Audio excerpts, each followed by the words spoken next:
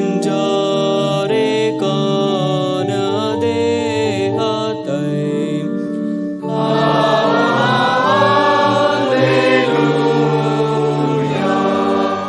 அம்மூவர் பார்த்தார் தூதன் தான் வெண் ஆடை தூதன் சொல்லுவான் நாதர் கலிலேயா செல்வார்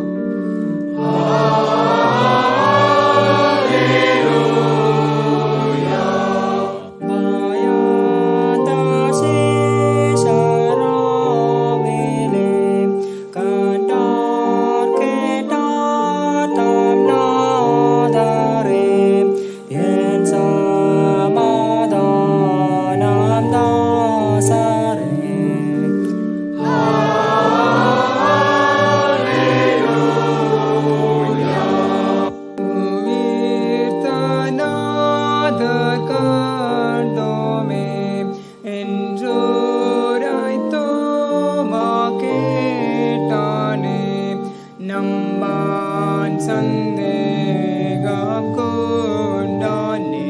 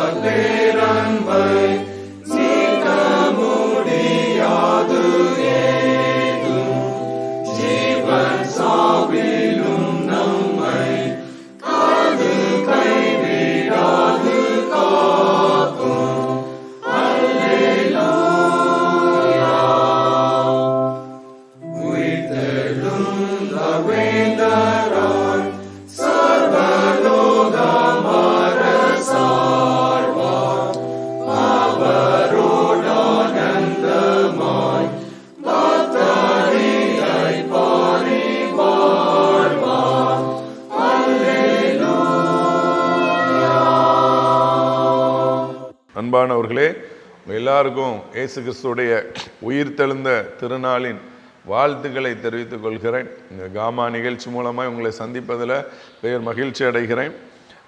வசனத்தை வாசிக்கிறேன், கேளுங்க. மத்தேயு 28வது அதிகாரம் 6வது வசனம். அவர் இங்கே இல்லை, தாம் சொன்னபடி உயிர்த்தெழுந்தார். கர்த்தர் வைத்த இடத்தை வந்து பாருங்கள். அவர் இங்கே இல்லை. என்னுடைய நண்பர் சென்னை பட்டணத்தில் இருக்கிறார். அவர் பாருங்கள், டைசிஸோட சிட்டி மிஷனில் மிஷனரியாக இருக்கிறார். அவருடைய வாழ்க்கையில் நடந்த அனுபவத்தை அவர் சாட்சியாக சொன்னார். ஒரு முறை அவர் எலக்ட்ரிக் ட்ரெயினில் வந்துட்டு இருக்கிறார், திருவள்ளூர்லேருந்து சென்னைக்கு.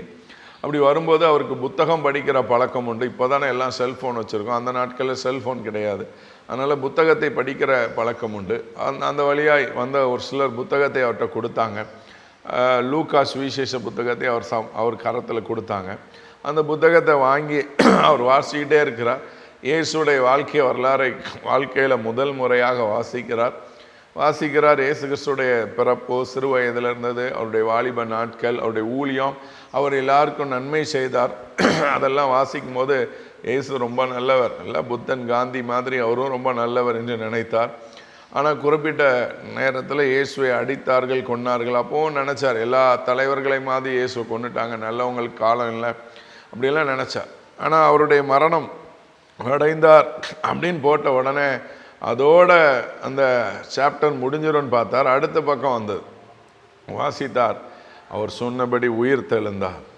அவர் அதிர்ச்சியாகி விட்டதான். அவ்வளோ இன்ட்ரெஸ்டாக அப்படி இன்வால்மெண்ட்டோடு வாசிச்சிருக்கிறார். இப்படி வாசிக்கும் போது அவர் உயிர் தெழுந்த செய்தியை பார்த்த உடனே அவருக்கு ஒரு பெரிய அதிர்ச்சி. ஏன்னா அநேக புத்தகங்களை படிச்சிருக்கிறேன், எத்தனையோ புத்தகங்களை படிச்சிருக்கிறேன். எல்லா தலைவர்களும் பிறந்தார்கள், வாழ்ந்தார்கள், மரித்தார்கள்.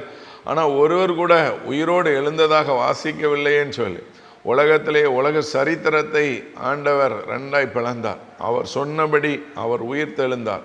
அந்த உயிர்த்தெழுந்த ஆண்டவருடைய வல்லமை இன்றைக்கு நம்மை தேடி வந்திருக்கிறது. ஆண்டவர் அவர் சொன்னபடியே உங்களுடைய வாழ்க்கையில ஆண்டவர் என்ன செய்கிற அந்த வாக்குத்தத்தத்தை நிறைவேற்ற விரும்புகிறார். அப்போ உயிர்த்தெழுந்த ஒரு அனுபவம் பாருங்கள். வேதாமத்தில் ஒவ்வொரு காரியத்தை நம்ம பார்க்கலாம். ஆண்டவர் பாருங்கள், மரித்த லாசர் வீட்டுக்கு வந்தார். மரித்து போன லாசர் வீட்டுக்கு வந்து அவனை ஆண்டவர் உயிரோடு எழுப்பினார். ஏன்னா மரணம் ஒரு முடிவு அல்ல, மரணத்துக்கு பிறகு ஒரு வாழ்க்கை இருக்கிறது என்பதற்காகவே மரித்து போன லாசர்வை ஆண்டவர் உயிரோடு எழுப்பினார். வாலிப நாட்களில் மரித்தான். ஒரு பக்கம் கண்ணீர், ஒரு பக்கம் கவலை, ஒரு பக்கம் அந்த குடும்பத்தாருக்கு கஷ்டம். மரித்த 4 நாட்கள் கழிந்து அவனை உயிரோடு ஆண்டவர் எழுப்பியிருக்கிறார். பாருங்க, இன்னைக்கு ஆவிக்குரிய வாழ்க்கையில் மரணம் அடைந்து போய் இருக்கிறீங்களா? ஆவிக்குரிய வாழ்க்கையில் தேவனை விட்டு தூரம் போய் இருக்கிறீங்களா? ஆவிக்குரிய வாழ்க்கையில் மரித்து போய் இருக்கிறீங்களா? அப்படி மரணம் அடைந்தா உங்களை ஆண்டவர் உயிர்ப்பிக்கணும்னு சொல்லி கர்த்தர் விரும்புகிறார். இன்னைக்கு ஆவிக்குரிய வாழ்க்கையில் மரணம் அடைந்து அவன் பாருங்கள், லாசர் 4 நாள் ஆன மாதிரி கொஞ்சம் நாட்கள் ஆகிவிட்டதா? நாரி போன வாழ்க்கையை வாழ்ந்து கொண்டு இருக்கிறோமா? யாருக்கும் தெரியாத நம்முடைய அந்தரங்க வாழ்க்கையில் என்ன செய்து கொண்டு இருக்கிறோம் என்பதை பரலோகம் கவனித்து கொண்டு இருக்கிறது. அவர்கள் மரித்த லாசருடைய நாட்களில் ஆண்டவர் அவனை தேடி வந்தார். அவர் சொன்னபடி உயிர் தெழுந்தார். ஹல்லேலூயா. இன்னைக்கு ஆண்டவர் உங்கள் வாழ்க்கையில் எதிர்பார்க்கிறது அதுதான். அவர் சொன்னபடி உயிர் தெழுந்தார். மரித்த லாசருவை உயிரோடு எழுப்பினார். இன்னைக்கு ஆவிக்குரிய வாழ்க்கையில் மரித்து போயிருக்கிற உங்களை ஆண்டவர் உயிரோடு எழுப்ப விரும்புகிறார். அதனால் இன்னைக்கு நம்ம பாருங்கள், பைபிளில் ஆண்டவர் மரித்த லாசர் வீட்டுக்கு எவ்வீரின் மகள் இப்படிலாம் வரும்போது நித்திரையாக இருக்கிறார் அப்படின்னு சொல்லுவார். ஆனால் இளையகுமாரன் சம்பவத்தை வாசிக்கும் போது என் குமாரனாகிய இவன் மரித்தான், திரும்பவும் உயிர்த்தான் அப்படின்னு சொல்லப்பட்டிருக்கிறது. பாருங்கள், இன்னைக்கு ஆண்டவர் உயிரோடு இருக்கிற அவனை பார்த்து மரித்தான் என்று சொல்கிறார், மரித்தவர்களை பார்த்து நித்திரை அடைந்திருக்கிறார் என்று சொல்கிறார்.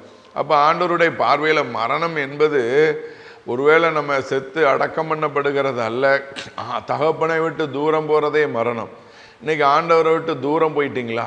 ஆண்டவரை விட்டு தூரம் போயிருந்தீங்கன்னா அதுவே மரணத்திற்கு அடையாளம். இன்னைக்கு ஆண்டவரை விட்டு தூரம் போயிருந்தீங்க அப்படின்னா அதுதான் மரணம். அந்த மரணத்திலிருந்து உயிர் தெழ வேண்டும். மரித்த லாசர் 4 நாள் ஆச்சு, நாரி போன அவனை ஆண்டவர் உயிரோடு எழுப்பினார். பாருங்கள், ஒரு வாலிபன் மரித்து நாயினூர் விதவையின் மகன் பாடையில் வந்துட்டு இருக்கிறான். இன்னைக்கு மரித்து பாடையில் போய் கொண்டு இருக்கிற அனுபவத்தில் இருக்கிறீங்களா? உங்களையும் கர்த்தர் உயிர்த்தெழ செய்ய விரும்புகிறார். உங்களே ஆண்டவர் உயிரோட எழுப்ப விரும்புகிறார். பாடையில் போய் கொண்டு இருக்கிறீங்கன்னா அந்த அனுபவத்திலேருந்து நீங்கள் உயிர் தள்ளணும்னு சொல்லி கர்த்தர் விரும்புகிறார். அது மாத்திரமல்ல, எபிரின் மகள் மரித்து ஒரு சில நேரங்கள் ஆச்சு, அங்கேயே ஆண்டவர் வாரார். இன்றைக்கி ஆவிக்குரிய வாழ்க்கையில் மரித்து பாடையில் போன அனுபவத்தில் இருக்கிறீங்களா? ஆவிக்குரிய வாழ்க்கையில் மரித்து ஒரு சில நிமிடங்கள் ஆன நிலைமையில் இருக்கிறீங்களா? ஆவிக்குரிய வாழ்க்கையில் மரித்து 4 நாள் ஆன, இல்லை தூர தேசத்துக்கு போய் இளையகுமாரன் போல எல்லாவற்றையும் செலவழித்து தகப்பனை தேடி வருகிறதற்கு நாட்கள் ஆயிட்டா? பல வருஷங்கள் ஆனாலும் தகப்பனை திரும்பி வரும்போது, மனம் திரும்பி வரும்போது அவன் இழந்து போன இடத்தை தேவன் கொடுத்தார். இன்றைக்கி நீங்களும் மனம் திரும்பி வரும்போது நீங்கள் இழந்து போன இடத்தை தேவன் திரும்ப கொடுக்கறதற்கு அவர் வல்லமை உள்ளவராக இருக்கிறார். ஆண்டவர் நிச்சயமாக உங்களுக்கு அந்த அற்புதத்தை அதிசயத்தையும் செய்ய போகிறார். ஆண்டவருடைய கரம் உங்களோடு இருக்கிறது. அதனால் இன்றைக்கி நம்முடைய வாழ்க்கையில் மரித்து ஆண்டவர் உயிர் தெழுந்தார். அவர் சொன்னபடி உயிர் தெழுந்தார். அவரை உயிரோடு எழுந்த ஒரு ஆண்டவர், உலக சரித்திரத்தை 2ஆக பிரித்த ஆண்டவர். இந்த உயிர் தெழுந்த நாளின் பண்டிகையை நாம் கொண்டாடி கொண்டு இருக்கிறோம் அல்லவா? நம்முடைய வாழ்க்கையிலையும் அப்படி இருக்கணும். தாவீதை எடுத்து பாருங்கள், தாவீதை சிந்திச்சு பாருங்கள். தாவீதுடைய வாழ்க்கையில் தாவீதை இன்னொருத்தனுடைய மனைவியை எடுத்துக்கொண்டான். இன்றைக்கி டிவி நியூஸ்லலாம் பார்க்குறோம்ல, க்ரைம் நியூஸ்லலாம் பார்க்குறோம், கள்ள உறவுகள் அப்படின்னு சொல்லி அநேக செய்திகளை நாம் பார்க்குறோம். அவருக்கு பாருங்கள், இன்னொருத்தனுடைய மனைவியை எடுத்துக்கொண்டு அவனுடைய வாழ்க்கை அப்படி இருந்தது. அப்படி இருந்த தாவீதினுடைய வாழ்க்கையில் ஆண்டவர் கிரியை செய்தார். பாருங்கள், தாவீதை ஆண்டவர் தேடி வந்தார். நாத்தான் தீர்க்கதரிசி அனுப்பினார். 1 வருஷம் ஆச்சு. 1 வருஷம் அவன் சர்ச்சுக்கு போனான், எல்லாம் இருந்தான். ஆனால் ரட்சணிய சந்தோஷம் இல்லை என்று வேதம் சொல்கிறது.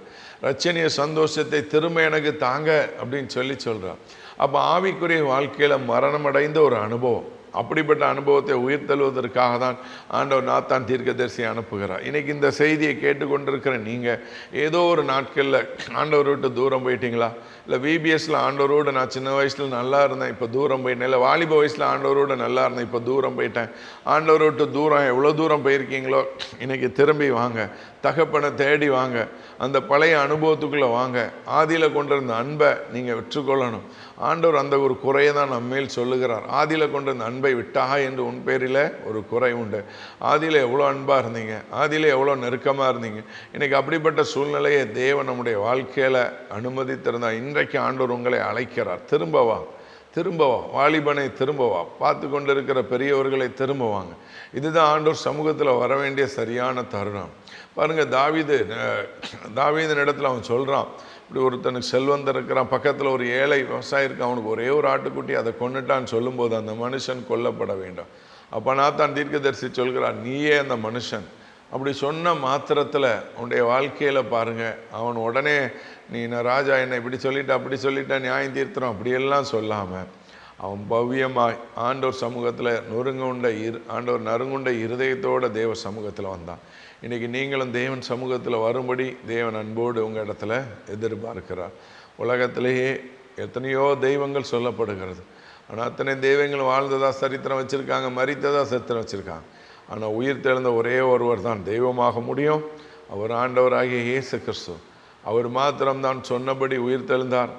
இன்றைக்கு உங்களுடைய வாழ்க்கையில் மரித்து போயிருக்கிற வாழ்க்கையை தேவன் மாற்றி அமைக்க விரும்புகிறார். ஆண்டவர் உங்களை ஆசீர்வதிக்க விரும்புகிறார். இந்த நாட்களில் இந்த செய்தியை கவனித்து கொண்டு இருக்கிற உங்களுடைய வாழ்க்கையில் தேவன் ஒரு அற்புதத்தை அதிசயத்தை செய்ய விரும்புகிறார். அதனால் அவர் சொன்னபடி உயிர் தெழுந்தார் என்பதை நீங்கள் என்ன செய்யணும், ஞாபகம். இந்த ஈஸ்டர் பண்டிகையை கொண்டாடி கொண்டு இருப்போம். அநேகர் சைவம் இருந்திருப்பீங்க, ரொம்ப நல்லது. சரியாக அந்த நாட்களில் முடித்து கொள்ள போகிறீங்க. ஆண்டவர் இடத்துல எடுத்த தீர்மானங்கள், ஜெபங்கள் எல்லாவற்றுக்கும் பதில் கொடுங்க. கர்த்தர் நிச்சயமாக ஒரு ஆசீர்வாதத்தை தேவன் உங்களுடைய வாழ்க்கையில் அவர் கட்டளை எடுக்கிறதற்கு வல்லமை உள்ள ஒரு தேவனாக இருக்கிறார். உங்களை தேடி இயேசு வந்திருக்கிறார், வேறு யாரும். உங்களை தேடி ஆண்டவர் என்ன செஞ்சிருக்கிறார், வந்திருக்கிறார். இன்றைக்கி தெய்வத்தை தேடி மனிதர்கள் எங்கோ அலைகிறாங்க. ஆனால் உங்களை தேடி இயேசு வந்திருக்கிறார். உங்களை உயிர்த்தெழும்படி இயேசு வந்திருக்கிறார். அவர் சொன்னபடி உயிர்த்தெழுந்தார்ல, எவ்வளோ அழகான வசனம். இந்த வசனத்தை வாசிக்கும் போதே இந்த வசனத்தில் ஜீவன் இருக்கிறது. அவர் அங்கே இல்லை, தாம் சொன்னபடி உயிர்த்தெழுந்தார். அவர் அங்கே இல்லை, கல்லறையில் அவர் இல்லை. கல்லறை அவரை அடைத்து வைக்க முடியவில்லை. கல்லறையில் காவலர்கள் இருந்தார்கள். பாருங்கள், ஆண்டவருடைய கல்லறையில் காவலுக்கெல்லாம் ஆள் வச்சுருந்தாங்க. அப்படி இருந்தாலும் அது எல்லாவற்றையும் விட்டுட்டு தேவன் சொன்னபடி உயிர்த்தெழுந்தார். இன்றைக்கி உங்கள் வாழ்க்கையில் ஆண்டவர் உயிர்த்தெழ வேண்டும். மரித்த லாசரு மாதிரி 4 நாள் ஆகியிருக்கலாம், நாரி போயிருக்கலாம் அவங்க ஆவிக்குரிய வாழ்க்கை, பாடையில் போய் கொண்டு இருக்கலாம், வீர மகளை போல கொஞ்சம் நேரம் வந்திருக்கலாம், இல்லை வருஷமாக இருக்கலாம் தாவீதை போல, இல்லை இளையகுமாரனை போல தகப்பனை விட்டு தூரம் போயிருக்கலாம். இன்னைக்கு எல்லாவற்றிலையும் திரும்பி வாங்க. தேவன் உங்களுக்கு அற்புதத்தையும் அதிசயத்தையும் செய்ய வல்லமை உள்ளவராக இருக்கிறார். உங்களுக்காக ஜெபிக்க விரும்புகிறேன். தகப்பனே, இந்த செய்தியை கேட்டுக்கொண்டு இருக்கிற பிள்ளைகளுடைய வாழ்க்கையில் அற்புதங்களை அதிசயங்களை செய்யும்படி ஜெபிக்கிறோம். தாம் சொன்னபடி உயிர் தெழுந்தார். ஆவிக்குரிய வாழ்க்கையில் மரணம் அடைந்திருக்கிற பிள்ளைகள் இன்னைக்கு உயிர் தெழட்டும். உங்களுடைய உயிர் தெழுந்த நாள் பண்டிகையில் ஆண்டவரை, உங்கள் உயிர் தெழுந்த நாளின் கொண்டாட்டத்தில் இந்த பிள்ளைகளும் ஆண்டவரை உயிர் தெழும்படி ஜெபிக்கிறேன். ஆவிக்குரிய வாழ்க்கையை மாற்றுவீராக, ஆசீர்வதிப்பீராக. இந்த நிகழ்ச்சியை பார்க்கிற பிள்ளைகளுக்கு இந்த நாள் ஒரு ஆசீர்வாதமான நாளை அமையட்டும். கர்த்தருடைய மகிமை வெளிப்படட்டும், தேவனுடைய நாமம் மகிமைப்படட்டும். தேவன் பெரிய காரியங்களை செய்யுங்கப்பா, ஆசீர்வதிங்க, பெருகப்படுங்க. இரட்சகர் இயேசு கிறிஸ்துவின் நாமத்தில் ஜெபிக்கிறோம் பிதாவே, ஆமென், ஆமென். கர்த்தர் உங்களை பெருக பண்ணுவார். God bless you.